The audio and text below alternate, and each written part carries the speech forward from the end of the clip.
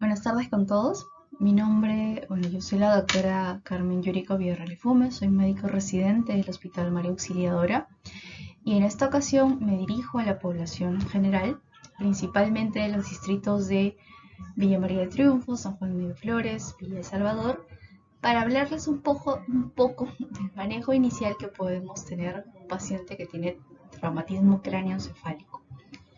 Primero, ¿qué es un traumatismo craneoencefálico? ¿Qué es un paciente politraumatizado? ¿Por qué saber o por qué las personas, principalmente de la jurisdicción de mi hospital, es bueno que conozcan este tipo de cosas? Primero, mencionar que en la jurisdicción de Villa María del Triunfo, es decir, en la jurisdicción del Hospital María Auxiliadora, en los distritos de Villa María del Triunfo, San Juan de Miraflores, Villa El Salvador, la incidencia de accidentes de tránsito, de pacientes atropellados, de caídas por eh, descuido de padres, por ejemplo, es muy frecuente. Es muy frecuente. Al hospital llegan a diario pacientes que han sido atropellados, pacientes que iban en mototaxi, la mototaxi hace acciones temerarias, se voltea, choca, motorizados, es decir, pacientes que eh, acuden al hospital sin casco, no usaban casco, niños que se caen del segundo piso, etcétera. Es muy frecuente. Ahora, el término politraumatismo quiere decir una persona que, producto de alguna lesión externa, producto de algún trauma, de algún accidente, de algo, tiene lesiones en dos o más partes del cuerpo. Politraumatismo. Es decir, puede ser cabeza, puede ser el tórax afectando los pulmones, las costillas, puede ser el abdomen, que a veces se rompen algunos órganos por dentro, el paciente sangra mucho, etc. ¿Cuál es el objetivo de esta charla? Concientizar a la población en general sobre las medidas básicas que pueden tener ante un paciente politraumatizado, principalmente por un paciente que puede tener un traumatismo craneoencefálico. Y como mencioné, dirigido a los habitantes de la jurisdicción del Hospital María Auxiliadora. Estas imágenes para algunas personas pueden ser chocantes, para otras quizá no tanto, pero son imágenes que vemos a diario. Lo vemos en las noticias, lo vemos cuando caminamos por las vías de estos distritos. En la imagen de arriba se aprecia que son unas calles, no es una avenida por la cual uno pueda manejar a una velocidad alta. Sin embargo, se puede ver que han colisionado un vehículo, un carro y una moto. ¿Por qué sucede esto? Muchas veces por imprudencia, pero más allá de los motivos o las razones es lo que puede ocasionar en la persona. En la imagen del costado se puede ver que esta persona usaba cascos, sí. Lamentablemente en el país no existen restricciones, no existe una normativa para cuáles deben ser las especificaciones del casco que debe usar la persona que maneja una moto, cosa que sí pasa en otros países. Entonces muchas veces vemos personas que manejando una moto están con un casco de bicicleta o con cascos que la verdad que parece una broma a la vida. Entonces, en esta imagen se puede ver algo que podría asociarse incluso a la imagen del costado. Es una motocicleta que ha colisionado con un vehículo. Producto de ello, la persona ha caído al pavimento, al asfalto. Y como se puede ver, es una persona que, bueno, ya está siendo asistida, pero no es que se encuentre totalmente echado, no es que esté su cuerpo parejo. Es una persona que está doblada. En ese caso, podría tener lesiones en la columna, en distintos huesos. Y a lo que voy es, las personas alrededor quizás evidenciaron el accidente, quizás evidenciaron cómo estaba el paciente en los primeros segundos, en los primeros minutos, y nos pueden ayudar mucho para poder saber cómo estuvo la persona en sus primeros momentos después del accidente y también pueden tomar algunas medidas al respecto. En la imagen de abajo, en la parte izquierda, es una imagen de carretera en la cual el paciente o la persona ya está siendo asistida por los hombres de rojo, los bomberos que siempre son de verdad de gran ayuda. Y en la imagen al costado podemos ver algo que es muy similar a la Panamericana Sur por las divisiones, y sin embargo el carro, pues probablemente a gran velocidad, ha pasado de un lado a otro. Dentro de la epidemiología, los TEC o los traumatismos cráneoencefálicos es algo muy frecuente. Puede ser algo leve, el paciente está despierto, no tiene mayores alteraciones, como puede ser un paciente que está severo con la vida comprometida. Que el paciente pues tiene que entrar a urgencias, el paciente muchas veces llega inconsciente, llega con otras lesiones, como mencioné, en otras partes del cuerpo. La incidencia es mayor en hombres, es mayor en edad media, 20, 30 años, que son una edad económicamente productiva, y eso conlleva también otra repercusión en la sociedad, puesto que son personas que, producto de las lesiones, es posible que dejen de trabajar un tiempo o de acuerdo a las secuelas que tengan, es posible que no puedan trabajar más, y eso también es un impacto para la sociedad. En adultos, principalmente por accidentes, y en niños, como menciono, pues caídas. Es muy, muy frecuente. Mis guardias llegan casi todos los días. Lamentablemente, niños que se caen del segundo piso, que se caen por la ventana, que se caen por las escaleras. Es decir, situaciones que pueden ser más evitables que los accidentes de tránsito en sí. Las incidencia de traumatismo por causas externas, accidente de tránsito principalmente, o agresiones es elevada en nuestro país, es decir, es un problema de salud pública. La clínica. ¿Por qué mencionarles la clínica a ustedes que no son personal de salud? Porque es muy importante ver cómo está el paciente. Para nosotros, en los traumatismos craneoencefálicos, muchas veces cuando ustedes vean al paciente, la persona de a pie evidencia el accidente y lo ve, a veces lo ve como muerto. ¿Qué quiere decir como muerto? Una persona que no reacciona, que lo estimula, le habla, señor, ¿cómo está? No despierta, está inconsciente. Y sin embargo, a los pocos minutos, 5 minutos, 10 minutos, la persona despierta. Para quien no conoce nada sobre esto, diría, perfecto, se recuperó, puede ir a casa. No. ¿Por qué es importante conocer esto? Porque de hecho, esta pérdida de conciencia más la recuperación de la misma, es decir, que el paciente despierte, no quiere decir que esté bien.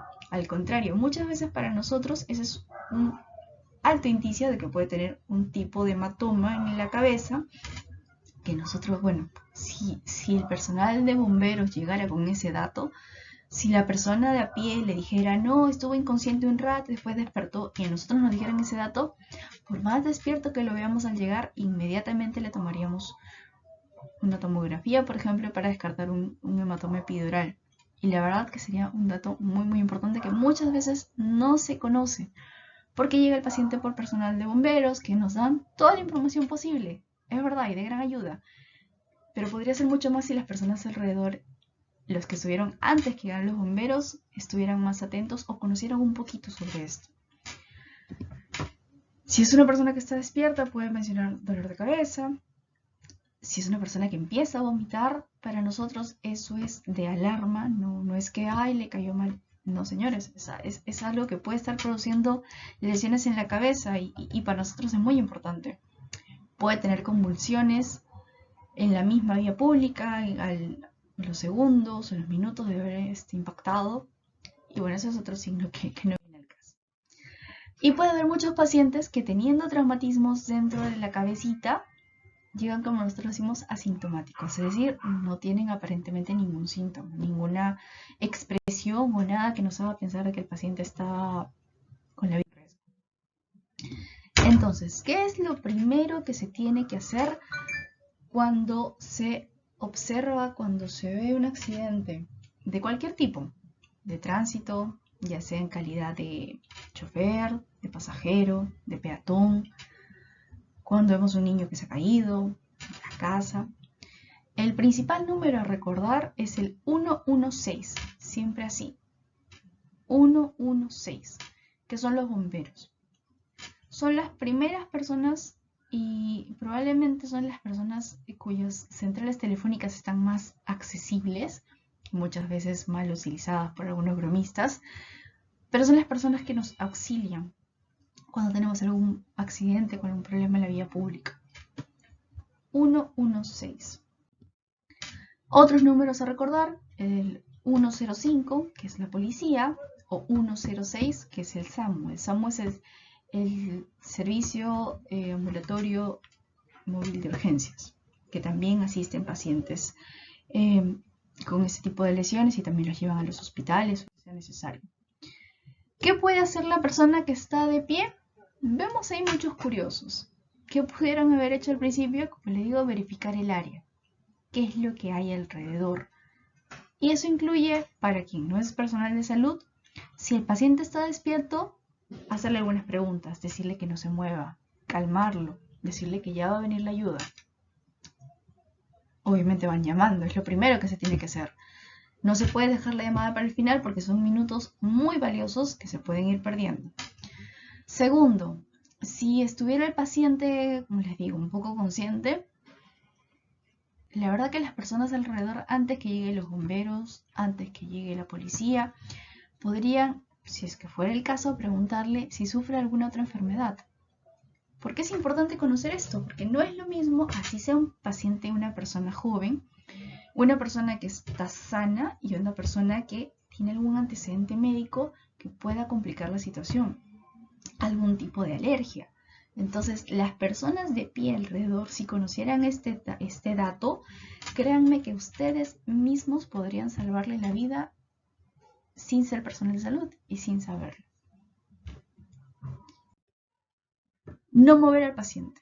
Como les mencioné, en este caso es una imagen bastante esquemática, bastante didáctica, que vemos un paciente que está todo contorsionado, todo doblado. Si nosotros, tratando la persona de pie de obrar de buena fe, queremos echarlo completamente para que esté más tranquilo, para que descanse, ¿qué podría pasar? Supongamos que el paciente está con el casco, que el casco ha funcionado bien, perfecto, pero el casco no cubre la columna. El casco no cubre ni siquiera las partes de los huesitos de acá del cuello, los que están al medio y hacia abajo. Entonces, ¿qué puede pasar? Que al momento de moverlo, si hay una lesión o una fractura, se daña más por dentro, se mueve más y el paciente no puede mover las piernas, no puede mover los brazos, o el peor de los casos, lesiones más importantes, que el paciente no pueda respirar y que el paciente va a paro ahí mismo, etc. Por eso es importante no mover al paciente. Por eso el personal de bomberos, el personal de policía, muy probablemente adiestrado en lo que son primeros auxilios, medidas básicas de resucitación y todo ello, saben cómo mover al paciente, saben que tienen que ponerle un collarín cervical, es decir, esas cositas que van como alrededor del cuello, para proteger esta zona, porque esa zona es muy, muy importante. Otra cosa, si es que el paciente convulsionara y estuviera boca abajo o vemos que se agita, ¿se puede ayudar al paciente a ustedes? Sí, no moviéndolo exactamente, sino tratando de proteger de que no se lesione más. Con mucho cuidado. Entonces, ¿es posible hacer medidas sin ser personal de salud? Por supuesto que sí. ¿Es posible salvarle la vida a esa persona sin que ustedes sean quienes los operen o los diagnostiquen? Por supuesto que sí. Desde el simple hecho de llamar a los bomberos ya es una gran ayuda que muchas personas, por simplemente ser curiosas y estar en el área, pero no, yo no me meto, etcétera, no lo hacen, esperan que el otro lo haga. Es muy frecuente que siempre esperen que la otra persona haga las cosas cuando uno mismo puede ir ayudando. Como mencioné, a veces más hace o más ayuda el que menos estorba. Es cierto, pero hay cosas que se pueden hacer. No moverlo, por supuesto, pero si fuera el caso, si fuera necesario, si vemos que tiene por ejemplo, si el paciente tuviera una fractura expuesta quiere decir que el hueso se rompe y sale por afuera de la piel y hasta que sangra, hasta que lleguen los bomberos o la policía, la verdad es que ese paciente puede morir por el sangrado en sí.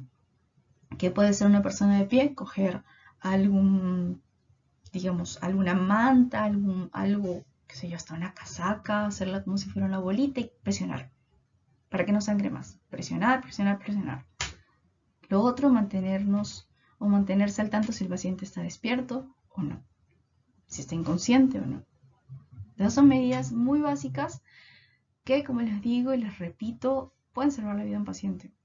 Y a nosotros nos ayuda muchísimo. Entonces, esa es la finalidad de esta charla. Hacerles saber de que la persona de pie tiene una gran participación en ayudar al prójimo. En podernos ayudar a nosotros también. Y de que al final las secuelas que pudiera tener el paciente, si se diagnostica a tiempo, si se trata a tiempo, si todo sigue una línea, una cadena de ayuda, pueden ser menores. Y eso repercute en la sociedad en sí. Bueno, espero que esta charla pequeña, corta, concisa, sea del agrado y del auxilio de la ayuda de muchos de nosotros. Hasta luego.